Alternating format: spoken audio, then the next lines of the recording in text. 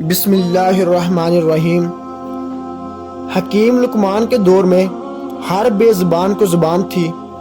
جڑی بوٹیاں خود بول کر حکیم لقمان کو بتا دیتی کہ ہم اس مرض کی دوا ہیں یا ہم سے اس مرض کی شفا ہے۔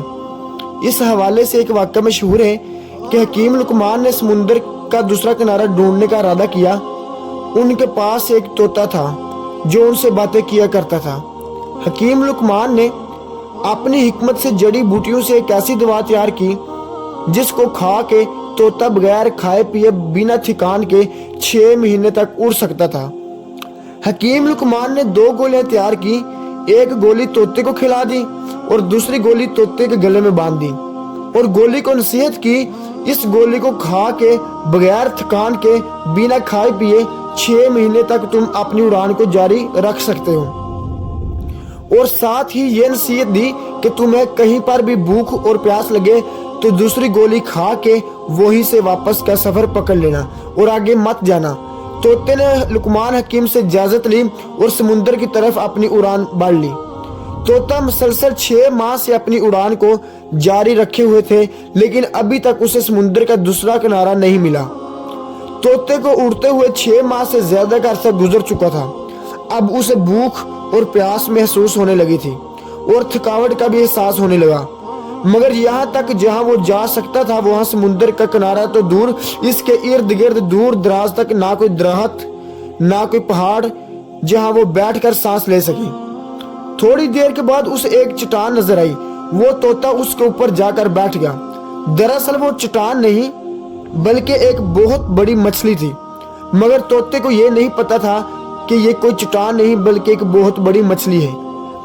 تھوڑی دیر میں مچھلی نے حرکت کی تو طوطا حیران اور پریشان ہو گیا۔ وہ یہ دیکھ رہا تھا یہ چٹان کیسے حرکت کر رہی ہے۔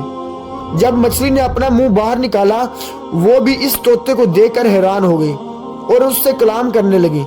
کیونکہ اس وقت ہر چیز کو زبان تھی، اس لیے مچھلی نے اس سے پوچھا تم کون ہو اور یہاں کیسے آئے ہو؟ طوطے نے کہا تم کون ہو؟ مچھلی نے کہا میں اس سمندر کی مخلوق ہوں۔ تب طوطا بہت زیادہ حیران ہوا اور کہنے لگا اللہ کی پناہ، میں نے اپنی زندگی میں آج تک اتنی بڑی مچھلی نہیں دیکھی۔ طوطے نے کہا میں لقمان حکیم کا طوطا ہوں، لقمان حکیم نے مجھے سمندر کا دوسرا کنارہ ڈھونڈنے کو بھیجا ہے۔ میں نے بہت زیادہ سفر کیا، لگاتار 6 ماہ تک اڑتا رہا، لیکن ابھی تک سمندر کا دوسرا کنارہ نہیں ملا اور میں بہت تھک چکا ہوں اور اس سے آگے میں نہیں جا سکتا۔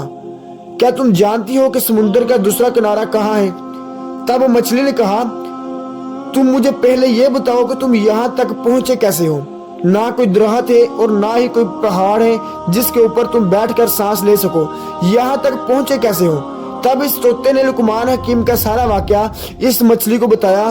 تب مچھلی نے کہا سمندر کا دوسرا کنارہ کہاں ہے یہ تو مجھے معلوم نہیں، لیکن سمندر کا دوسرا کنارہ کہاں ہے اس کو ڈھونڈنے میں میں تمہاری مدد نہیں کر سکتی، کیونکہ میں سمندر کے اندر جاتی ہوں تو بہت مچھلیاں سمندر کے اندر موجود ہیں جو مجھے کھا جائیں گی، جو مجھ سے بہت زیادہ بڑی بڑی ہیں۔ تو طوطے نے کہا ٹھیک ہے تم مجھے وہاں بھیج دو جہاں سے میں آیا ہوں۔ تب مچھلی نے کہا میری پیٹھ کے اوپر بیٹھے رہنا، تو طوطے نے ایسا ہی کیا۔ تب مچھلی نے اپنی کروڑ کو بدلا اور پلک جھپکتے ہی طوطے کو اس جگہ پر پہنچا دیا جس جگہ سے آنے میں اسے 6 مہینے لگے تھے۔ طوطا بہت حیران ہو گیا، جہاں سے اسے اڑتے ہوئے پہنچنے میں 6 ماہ تک وقت لگا مچھلی نے اسے ایک جھٹکے میں ہی پہنچا دیا، اور ابھی وہ یہ بھی دعویٰ کر رہی تھی کہ اس سے بھی بڑی بڑی مچھلیاں سمندر کے اندر موجود ہیں جس کی وجہ سے وہ آگے نہیں جا سکتی۔ طوطا حکیم لقمان کے پاس گیا اور انہیں سارا ماجرا سنایا۔ حکیم لقمان نے جب یہ ماجرا سنا تو بہت حیران ہوئے اور اللہ کی بارگاہ میں سجدہ ریز ہو گئے اور کہنے لگے اللہ بے شک تو ہی جانتا ہے سمندر کا دوسرا کنارہ کہاں ہے، بے شک تو ہی سب سے زیادہ جاننے والا ہے، بے شک تو ہی ہر شے پر قادر ہے، بے شک تو ہی ہمارا مالک ہے، بے شک تیرے قبضے میں ہی ساری دنیا کی جان ہے، بے شک تو ہی بڑا رحمان اور رحیم ہے۔ تو دوستو اس راز کا لقمان حکیم کو بھی پتہ نہیں چل سکا وہ مچھلی کون تھی اور اس طرح اس نے ایک جھٹکے میں کیسے 6 مہینے کا سفر ایک جھٹکے میں پار کر دیا اور نہ ہی لقمان حکیم کو سمندر کا دوسرا کنارہ مل سکا۔ دوستو اگر آپ کو آج کی میری یہ ویڈیو اچھی لگے تو ویڈیو کو لائک ضرور کر دینا اور چینل کو سبسکرائب اور گھنٹی والے بٹن کو ضرور دبانا تاکہ ہر نیو آنے والی ویڈیو آپ تک بآسانی پہنچ سکے۔